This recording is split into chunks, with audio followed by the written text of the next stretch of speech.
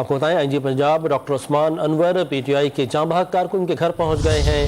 IG Punjab علی بلال کے والد سے ملاقات کریں گے۔ IG پنجاب نے کچھ دیر قبل پریس کانفرنس کی اور اب وہ علی بلال پہنچ چکے ہیں۔ علی ملاقات کریں گے بلال کے والد سے۔ مزید تفصیل جانیں گے ڈانش کے نمائندے وسیم ریاض سے۔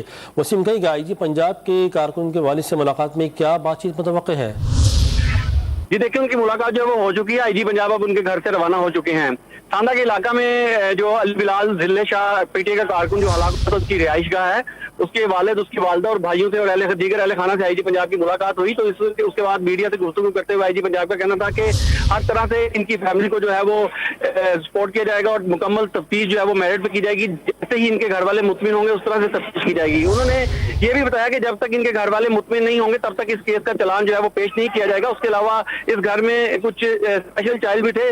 IG پنجاب نے ان تمام بچوں کی ذمہ داری جو ہے وہ محکمے کے ذمہ جو ہے وہ لی ہے۔ ان کا کہنا کہ ان کی تعلیم کا خرچہ جیسے شہدا کی فیملیز کو کا خرچہ جو ہے وہ محکمہ پولیس اٹھاتا ہے، اسی طرح ان اسپیشل بچوں کا خرچہ جو ہے وہ پنجاب پولیس جو ہے وہ برداشت کرے گی۔ اس کے علاوہ جو ضلع شاہ کے والد تھے، ان کا کہنا تھا کہ وہ پولیس کی اب تک کی کارروائی سے مطمئن ہے۔ وہ کسی کے خلاف کارروائی نہیں کروانا چاہتے۔ جنہوں نے نام اپلیکیشن میں دیے تھے وہ ان کی مرضی کے بغیر دیے گئے، تاہم پولیس کی اب ذمہ داری ہے کہ وہ میرٹ پر تفتیش کریں اور جو ملزمان ہیں ان کو بے نقاب کریں۔ ٹھیک ہے، بہت شکریہ آپ کا وسیم ریاض تفصیل سے آگاہ کرنے کے لیے۔